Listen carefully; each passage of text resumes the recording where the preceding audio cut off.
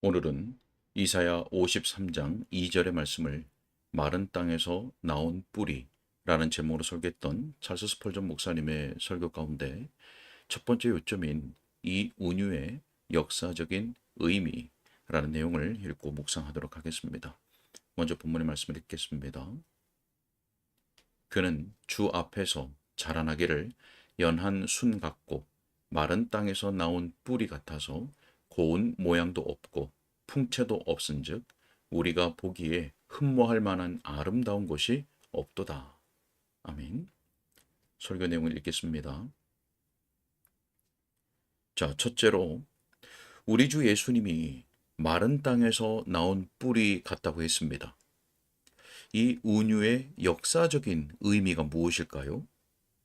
우리는 그것이 우리 주님의 인격에 적용된다고 믿으며 또한 그분의 대의와 왕국에도 역시 적용된다고 믿습니다. 그분 자신과 그분 사역의 신비의 측면에서 그분은 마른 땅에서 나온 뿌리이십니다. 비옥하고 기름진 땅에서 돋아나는 뿌리는 그것이 자라는 토양의 덕택을 많이 입습니다.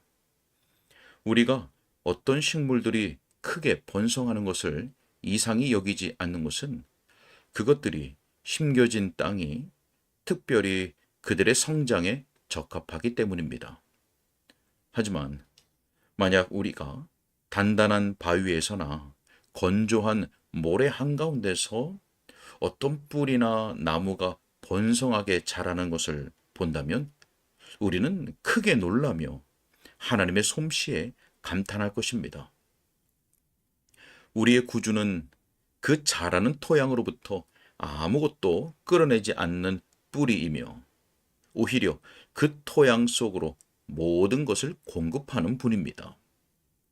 그리스도는 그분의 주변 환경에 힘입어 사시는 것이 아니라 오히려 그분 주변에 있는 자들을 살게 하시는 분입니다. 또한 기독교는 이 세상에서 세상으로부터 아무것도 끌어내지 않으며 오히려 세상의 성부는 그 질을 떨어뜨리고 손상시킬 뿐입니다. 하지만 기독교는 그것이 자라나는 모든 곳에 복을 나눠줍니다. 이러므로 이 진리를 기억하십시오. 그리스도는 언제나 마른 땅에서 나온 뿌리이십니다. 그분이 보이셨던 모든 능력과 탁월함에 있어서 외부로부터 아무것도 끌어오지 않으셨으며 오직 스스로 충족하시고 스스로 지탱하셨습니다. 그 진리를 깊이 생각하도록 합시다. 자, 우리 주님께서 그분의 자연적인 혈통으로부터 아무것도 끌어오신 것이 없다는 점은 명백합니다. 그분은 다윗의 자손이며 유다 족속의 왕적 위엄을 얻기에 합법적인 상속자이셨습니다. 하지만 그분의 가문은 몰락하여 거의 알려지지 않을 정도였으며 그 지위와 부와 명성을 잃어버렸습니다. 그분의 명목상의 부친인 요셉은 목수에 불과했습니다. 그의 모친 마리아는 변변찮은 마을의 여성이었습니다. 실로가 오셨을 때 모든 영광은 유다로부터 떠났습니다. 요셉의 상속 재산 목록 중에 왕관이란 없었으며 마리아의 빈약한 유산 중에는 아무런 홀도 포함되지 않았습니다. 유대인의 왕으로 나신 그분은 부모로부터 명예든 지위든 아무것도 물려받지 않았습니다. 그분이 물려받은 몫이라곤 간교하고 잔인한 헤롯에 의해 목숨을 잃을 수 있는 위험이었습니다. 만약 우리 주님이 바로의 가문에서 나셨거나 긴 족보를 가진 로마 황제의 후손이든지 혹은 넓은 영토를 가진 군주의 상속자로 세상에 오셨다면 아마도 이런 식으로 말할 수 있었을 것입니다.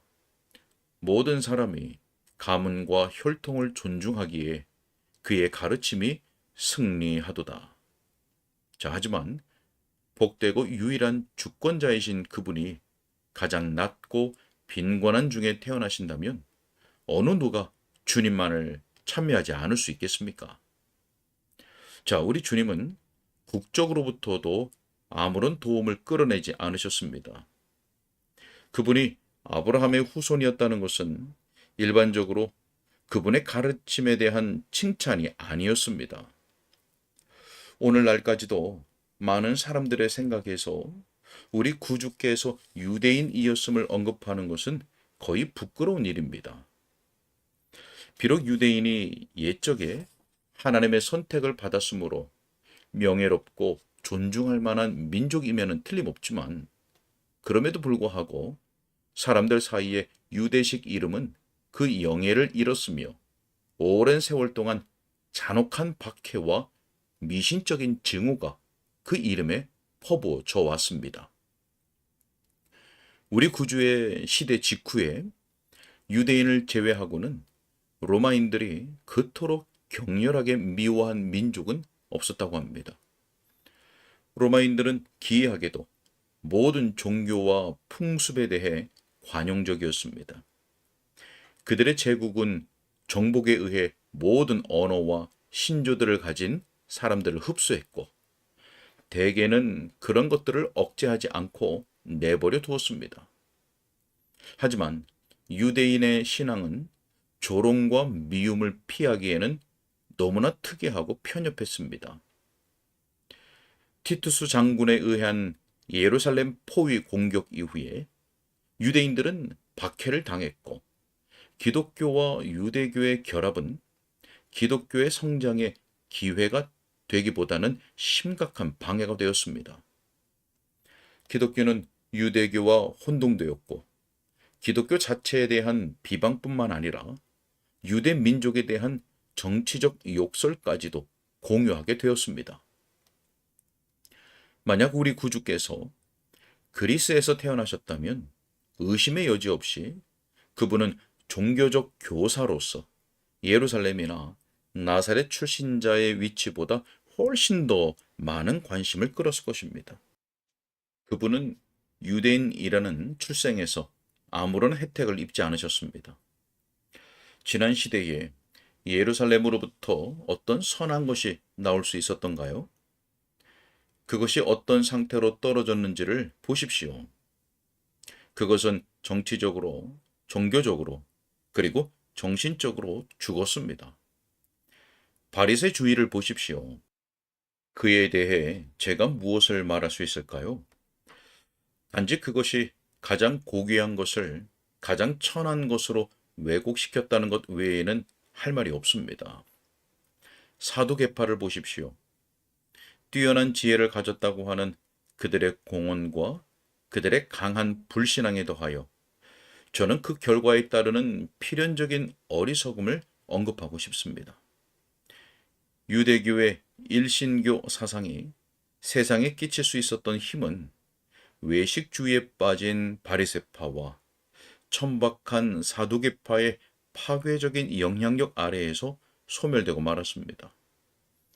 우리의 구주께서는 이스라엘과의 모든 관련성을 부인하실 수 있었더라면 그렇게 하심으로써 약해지기보다는 오히려 강해질 수 있었을 것입니다.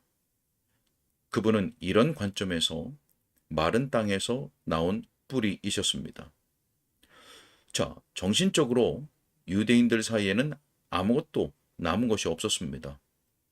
어떤 수금도 다윗의 시편과 같은 것을 연주하지 않았습니다. 어떤 선지자도 예레미야처럼 애처로운 어조에 울지 않았으며, 혹은 이사야처럼 풍부한 음성으로 노래하지 않았습니다. 놀라게 할 만한 요나도 남지 않았고, 혹은 책망하는 학계도 없었습니다. 잠언을 들려주는 지혜로운 선생이 없었고, 비유를 들려주는 설교자도 없었습니다. 그 민족은 정신적으로 밑바닥까지 내려갔으며, 서기관들은 성경의 문자들을 쳐다보면서 그 내적인 의미에는 둔감한 채 꿈을 꾸고 있었습니다. 그리고 장로들은 조상들의 유전에 관하여 허튼 소리만 해대며 무의미한 미신 속에서 자꾸만 아래로 가라앉고 있었습니다. 예수님이 도단한 땅은 마른 땅이었습니다. 자, 주님은 추종자들로부터 아무런 혜택을 입지 않으셨습니다. 그분은 원하셨더라면 상당히 저명한 사람들을 첫 번째 개종자들로 선택하실 수 있었습니다. 저 군림하는 황제와 그의 충성스러운 신하들에게 눈길을 줌으로써 그분은 그들의 마음을 움직여 그분을 섬기게 하실 수 있었습니다. 그리고 명망가들로부터 고른 제자들로 그분 주위를 둘러싸게 하실 수 있었습니다. 하지만 그분은 그렇게 하지 않으셨습니다. 만약 달리 행하셨더라면 사람들이 이렇게 말했을 것입니다.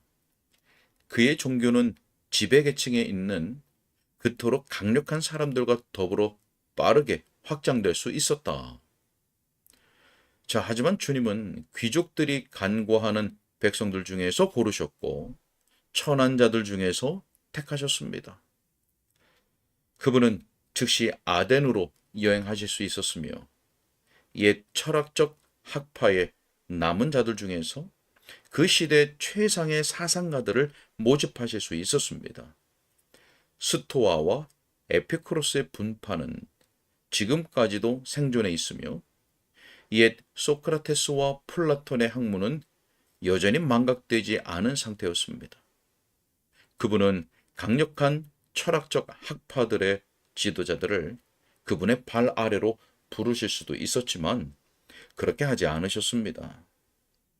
만약 그분이 달리 행하셨더라면 사람들은 기독교가 그런 위대한 사상가들을 통해 널리 전파되어 승리할 수 있었다고 말했을 것입니다. 그분은 로마의 광장으로 가서 거기에서 강력한 웅변가들을 선택하실 수도 있었습니다. 그분은 광장의 연설가들을 회심시키거나 상원에 설득력 있는 연설가들을 회심시켜서 그들로 하여금 새로운 신앙의 선두를 이끌도록 하실 수 있었습니다. 하지만 그분은 그렇게 하시지 않았습니다. 만약 달리 행하셨더라면 사람들은 기독교가 수사학에 의해 승리를 얻었다고 혹은 웅변술의 힘으로 세상을 매혹시켰다고 말했을 것입니다. 하지만 그분이 게네사렛 호수에 있는 배로 가셔서 외모로는 가장 거칠고 지적으로는 교양을 갖추지 못했을 것 같은 사람들을 어떻게 부르시는지 보십시오. 자, 세상을 굴복시키는 종교가 가난한 농부들과 어부들에 의해 유포될까요? 그분은 그렇게 하기로 정하셨습니다. 그분이 대체로 배우지 못하며 무지하다고 알려진 사람들을 선택하시고 그들을 신앙의 사도들로 삼으셨습니다. 그 이후의 삶에서 그들이 어떻게 변했건 그것은 그분이 그렇게 만드신 것입니다. 베드로가 기독교를 만든 것이 아닙니다. 오히려 기독교가 베드로를 베드로 되게 하였습니다. 바울은 그리스도께 아무것도 가져온 것이 없습니다. 오히려 그리스도께서 바울에게 모든 것을 주셨습니다. 저는 사도들이 위대한 사람들이 되었음을 인정합니다. 그들은 웅변적이었고 하나님께 배운 자들이기에 가장 진정한 의미에서 학식이 있는 자들이었습니다. 하지만 예수님이 뿌리로서 그들에게 영향을 미치신 것이지 그들이 뿌리에 영향을 준 것이 아닙니다. 이 놀라운 뿌리는 그것이 자란 토양을 비옥하게 했습니다. 그것은 사람들로부터 아무것도 취하지 않았으며 오히려 사람들에게 그들이 소유한 모든 것을 주었습니다. 자, 계속해서 다른 각도로 살펴보겠습니다. 우리의 구주께서 마른 땅에서 나온 뿌리이신 것은 신앙의 보급을 위해 그분이 선택하신 수단에 관해서 적용되는 말이기도 합니다. 마호메트교가 확산된 것을 아무도 이상히 여기지 않습니다. 그 아랍의 예언자가 잠시 개인적인 차원에서 박해를 겪은 후에 그는 그를 위해 싸울 준비가 되어 있는 용감한 사람들을 모았습니다. 여러분은 검을 쥔 자들의 날카로운 논증이 많은 개종자들을 만든 것에 놀라지 않습니다. 어떤 종교든 개종이냐, 즉각적인 죽음이냐를 선택해야 할 때는 동의를 얻을 것입니다. 어떤 사람에게 강한 오른손과 날카로운 장검을 주십시오. 그러면 그는 마호메트 교리에 적합한 선교사가 될 것입니다. 우리 구주께서는 자기 군사들에게 창이나 검을 주시지 않고 도리어 이렇게 말씀하셨습니다. 내 칼을 도로 칼집에 꽂으라. 칼을 가지는 자는 다 칼로 망하느니라.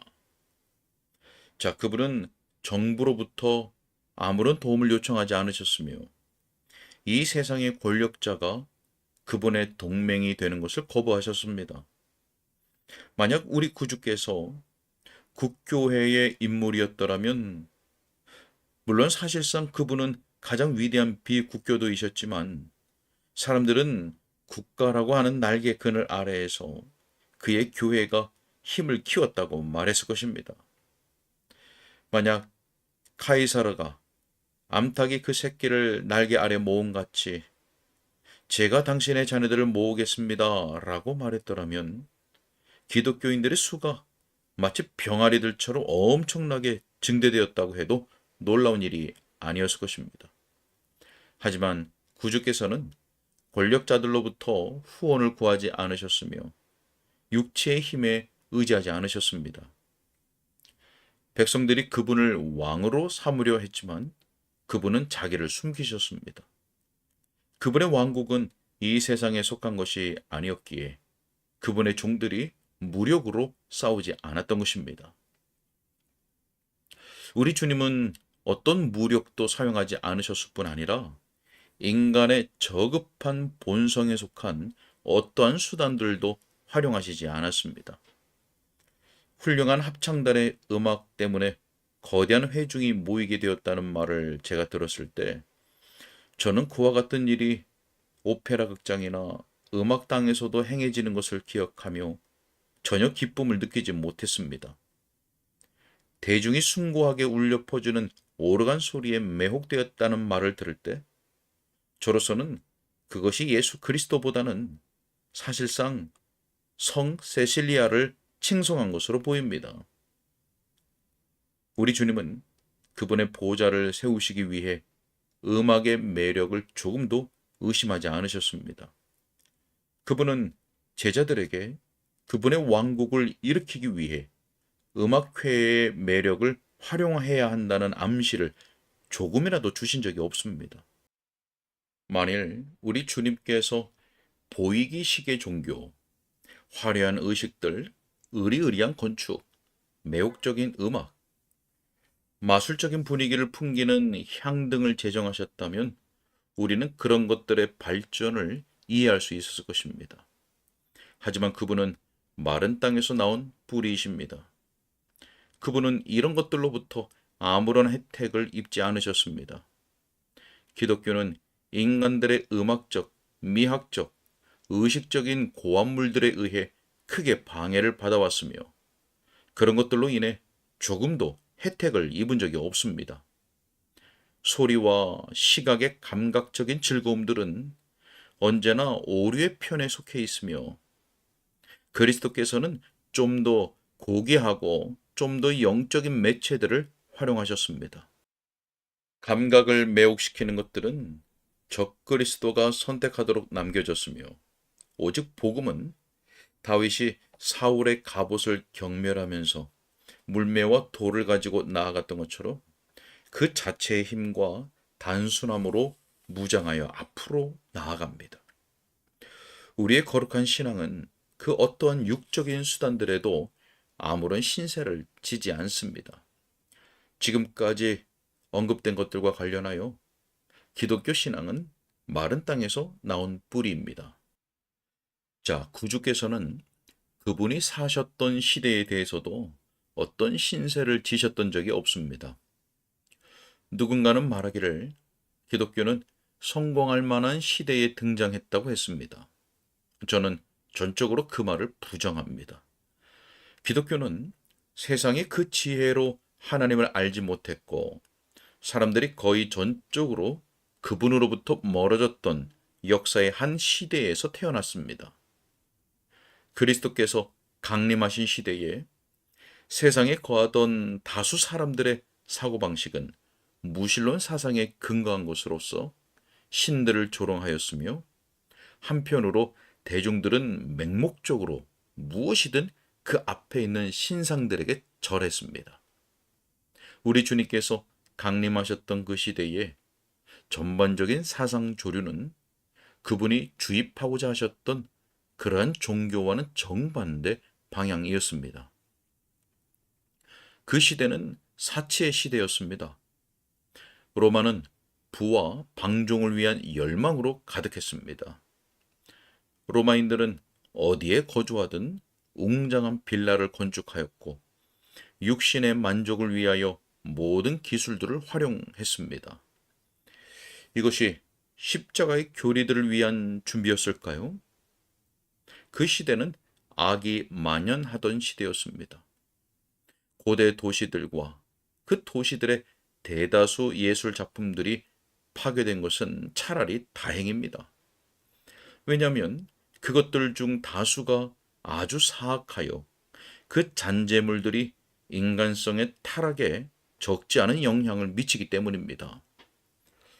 지금 우리가 감히 말하기조차 어려운 악들이 그때는 공공연히 자행되었습니다. 지금은 혐오스럽게 여겨지는 일들이 그때는 신성한 종교 의식의 일부로 행해졌습니다. 세상이 철저히 부패했습니다. 만약 어둠이 빛을 위한 준비라고 말한다면 그 시대의 세상이 그리스도를 위해 준비하였다고 인정하겠습니다. 하지만 저는 예수님께서 그 시대에 무언가의 혜택을 얻으셨다고 하는 말을 부인합니다. 그분은 그 시대가 그분에게 아무런 도움을 줄 수 없는 시대에 오셨으며 따라서 그분의 종교는 마른 땅에서 나온 뿌리였습니다. 자, 또한 우리는 기독교가 인간 본성에도 어떠한 혜택을 입었다고 말할 수 없습니다.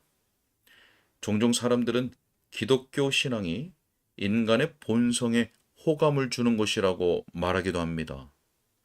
자, 그 말은 허위입니다. 예수의 종교는 새로워지지 않은 인간 본성에 반대합니다.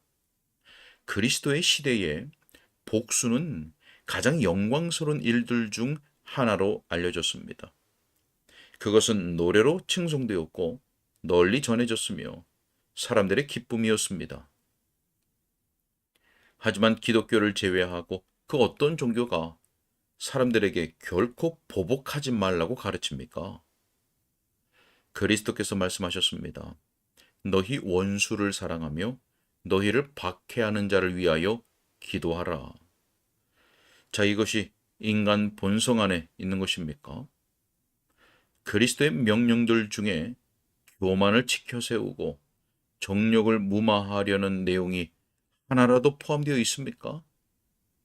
그분은 우리의 행위들뿐 아니라 우리의 생각들에 대해서도 심판하십니다. 음욕을 품고 여자를 보는 자마다 마음에 이미 간음하였느니라.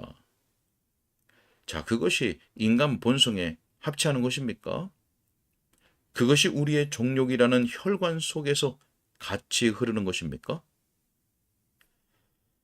자, 마호메트의 종교는 인간 본성의 연약함을 방조하였기에 융성하였습니다. 하지만 그리스도의 종교에는 자연적인 욕정이라고 불리는 것을 조장하거나 감각적인 욕망을 부추기는 것이 전혀 없습니다. 예수의 종교 어디에 인간의 지성을 칭송하는 부분이 있습니까? 기독교 신앙에 불변하는 명령은 이것이 아니던가요? 믿으라. 그러면 살리라.